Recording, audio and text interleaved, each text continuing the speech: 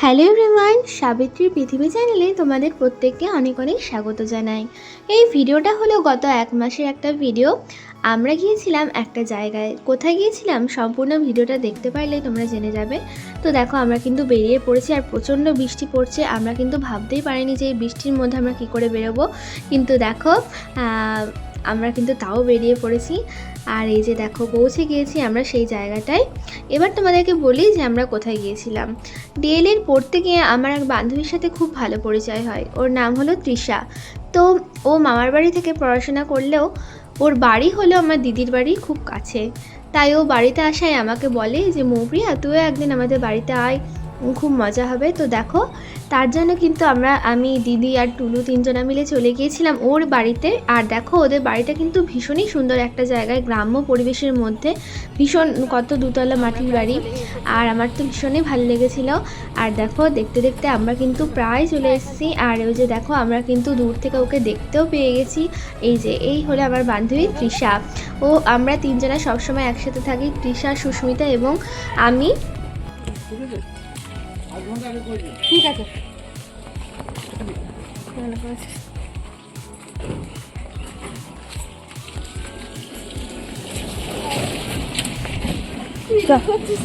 কি করছে?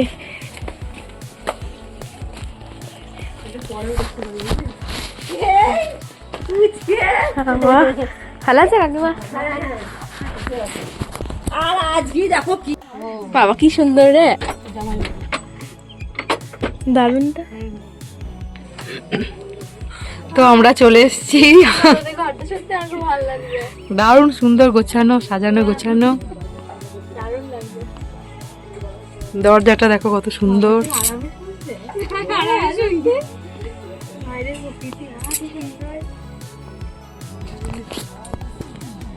বাহ, ভিডিও করতে।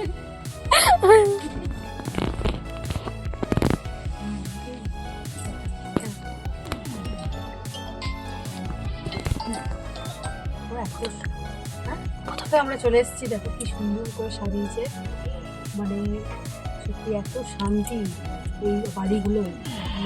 যারা না আসেনি তারা বুঝতে পারবে। টাকা টুলু শিং বেরিয়েছে টুলুর।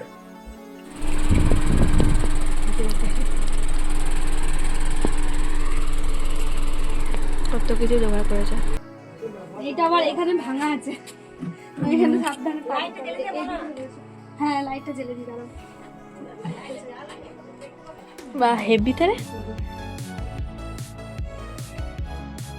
বাহ কি সুন্দর রে, ফিদা হয়ে যাচ্ছি।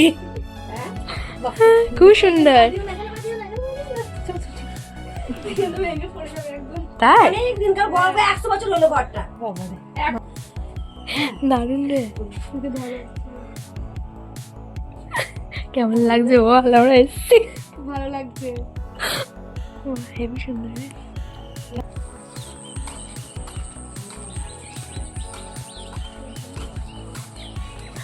তো তৃষাদের বাড়ির আশেপাশে কিন্তু ভীষণ সুন্দর সুন্দর মন্দির রয়েছে। আর এইটুকু অল্প সময়ের মধ্যে ও কিন্তু আমাদের সব ঘুরিয়ে ঘুরিয়ে দেখাচ্ছিল। আমার তো ভীষণ ভালো লেগেছিল যে এই সুন্দর গ্রাম্য পরিবেশের মধ্যেও যে এত সুন্দর সুন্দর মন্দির রয়েছে। আর সত্যি ভীষণই ভালো লেগেছে। আর ওদের বাড়িতে কিন্তু গিয়ে আমাদের একটুও মনে হয়নি যে আমরা কোনো অন্যজনের বাড়িতে এসেছি। পুরো মনে হচ্ছিল যে আমাদেরই আপন কারোর বাড়িতে যেন আমরা গেছি। তো ভীষণই ভালো লেগেছে। আর ওর সঙ্গে তো আমার বন্ধুত্ব সত্যি খুবই ভালো। তো এই যে দেখো এটা হলো ওদের বাড়ি। আর আমার তো ওদের বাড়িটাও ভীষণ পছন্দ হয়েছে। আর এই যে দেখো এখন আমরা চলে এসেছি। আর সেদিন কিন্তু প্রচন্ড হারে বৃষ্টি হয়েছিল, তোমরা রাস্তাঘাট দেখে হয়তো বুঝতেই পারছো। আবার কেমন বললো রে, আমরা এক্সপেক্ট করিনি। মায়ের মুখ পরে দেখাচ্ছে। মা থাকলেও থাকবে, মা থাকলে থাকবো। থাকবি? হ্যাঁ, কেন থাকবে না?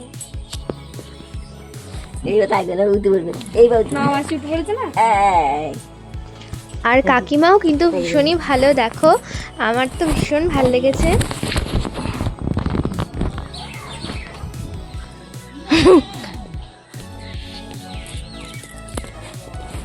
বাবা এসো বেশ। হ্যাঁ আবার চলে আসবে।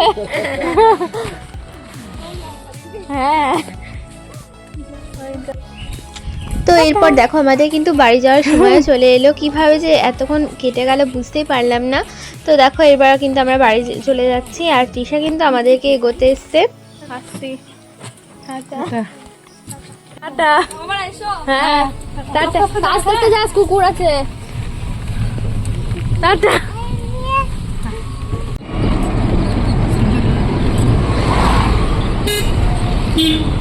তো আমরা আবার বাড়ি যাচ্ছি, ভীষণই ভাল লাগলো, খুব ভাল লাগলো। এত মানুষ আপ্যায়ন করতে পারে, সত্যি ভালো লাগলো। তো আতিথ্যতা পড়ে গেল। আমি বল ভালো আছো বল। কি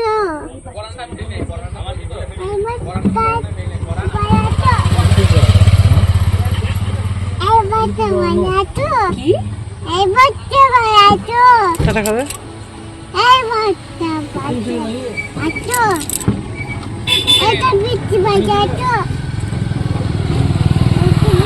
এই কি বলছিস? এই সাবিত্রী ভালো আছো? কি বলছিস? এই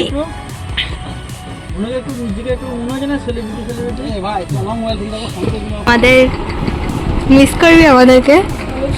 হ্যাঁ, আমরা দুজন বান্ধবী হিসেবে কেমন ভূমিকা পালন করেছি বল।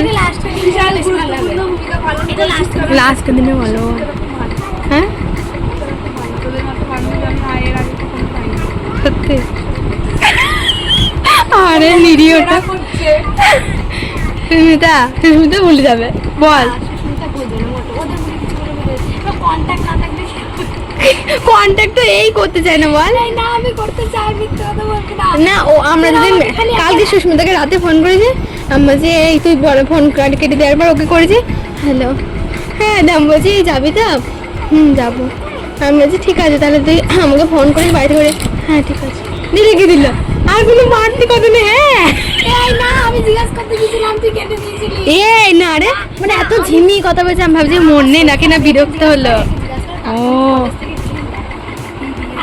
বল বল। হ্যাঁ এই আটার ঘটনাটা গল্প। এইটা কি হয়েছিল, মৌপিয়া মানে ওর খাতায়, প্রজেক্টের খাতায় আঠা ফেলে ফেলেছিল। হ্যাঁ, দিয়ে আঠাটা একদম খাতাটা ইয়ে হয়ে গেছিলো, ভর্তি হয়ে গেছিলো। দিয়ে ও এখন সেটা দিব্যেন্দু স্যারের কাছে নিয়ে দিয়েছে। দিয়ে বলছে, আমি বললাম স্যার দেখুন আমার খাতাটা না কিরকম হয়ে গেছে আঠা পরে। দিয়ে বলছে ও ঠিক আছে সব চলে যাবে, কিছু হবে না, দিয়ে দাও দাও, কিছু হবে না।